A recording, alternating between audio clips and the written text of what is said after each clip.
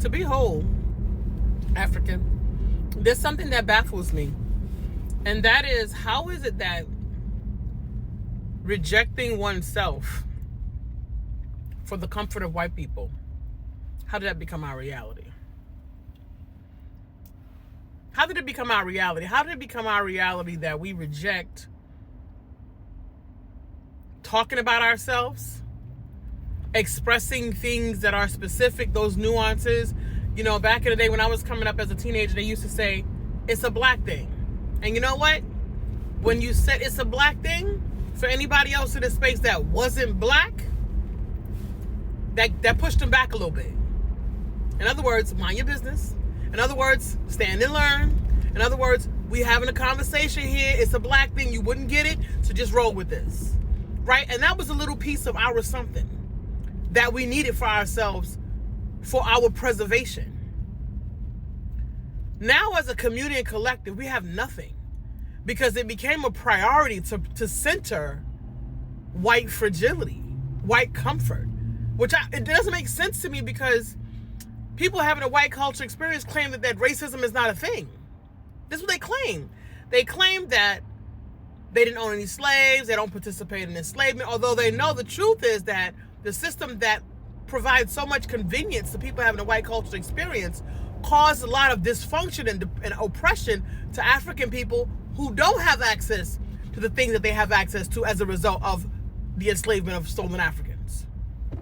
The system that was built literally has been built in order to support and you as an African not talking about yourself and not providing specific support for your children, for your generations, and for your community, and for not normalizing. Why am I saying this? Because I experience being as a fully functional reanimated African, I have so much pushback, mostly from black people. People having a white culture experience, they see me, and at first they kind of be like, but she's actually nice. She's really cool, and wow. And that's how they engage with me. And then they just have the relationship that's based on the interactions that I've had with them. And that's really how you have human relationships. And that's how it grows from there. But what I have with black people is I have black people who are downright angry and venomous, and they have this visceral response with me being a fully functional reanimated African. And then they pick off little bits and pieces of things that they understand, which isn't most. It's always the things that are on the aesthetic, the outside things. Oh, the hair, the this, the that. They try to look at my credentials, depending on where they are in their being. They go, well, where she get this confidence, and why she act like that, and who she thinks she is. These are my pain points, because I actually love us, and I actually have tried to work with us and be a community and support and exchange with us, but our ignorance makes us dangerous. Like, we're saboteurs. You know, they're the, and this is the thing. The root cause of that is a lack of worthiness. And it comes because you are against your own, yourself and your consciousness. Your ancestors, you defile them every time you go against your being. It doesn't make sense that you would contortion yourself in order that you are acceptable in this experience. That makes no logical sense. So now you have a behavioral schizophrenic behavior, right? That is unhealthy. And now how do we fix it? Because without a strategy to address that, without a very specific strategy to address our dysfunctions, there's no fixing it. Because as an African, I don't really consciously understand how it is that a lot of us talk that talk, but our behavior is a complete contradiction.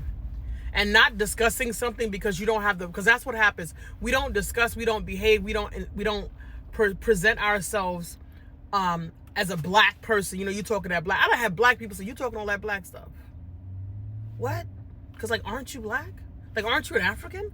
Like, so then what are you? So then where do you fit in the matrix? Where's your being? What is your presentation? Like, it's bizarre to me. But these are black people. And this is happening because you have not established worthiness. You have not rehumanized. When I engage with African people, I don't care. I'm talking about the sleep ones, the ones that claim they something else and they not, the ones that are heavily involved with this and not that. I see an African. I see your energy. I'm seeing your highest possibility. So I engage with your whole being. You can choose to say what you want to say, and I will honor that because I honor your right to choose. But spiritually and energetically, we know what's really good. So I check in. And they black people, they feel it. And I realize that it makes them extremely uncomfortable because one, they can't perceive it because they can't do it themselves. So I'm going to tell you where you start.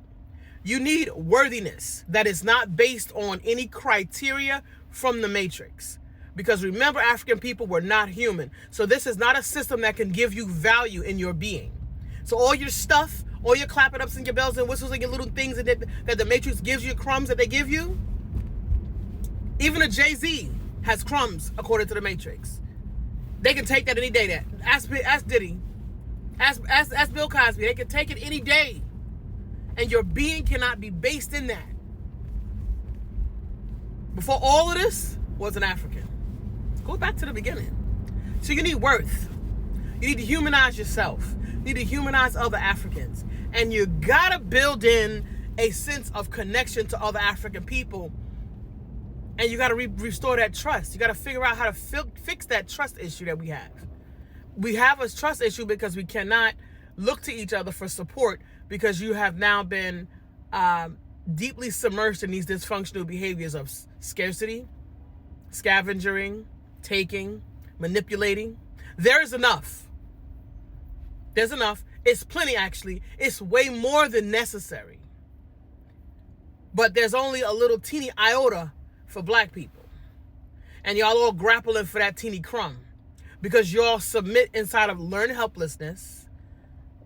This is why you have the problems you have. So the people in our space are supposed to be giving us support by telling us how to deal with those functions so that we can get out of that space. Anybody not teaching you those things are complicit in your oppression. They're also themselves still locked in the matrix. Don't listen to them. Don't try to get the getting and the crumbs. And because you know what? You still can't be fair with those things. All of the people who've mistreated me had a lot of stuff. A lot of bells and whistles, a lot of clapping ups, a lot of ribbons, a lot of alphabets following their name. They had a lot of stuff, but they still mistreated.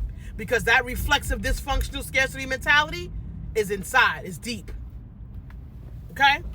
Peace, power, and blessings, African South. When I see you. And namaste, the divine in me honors and respects the divine in you.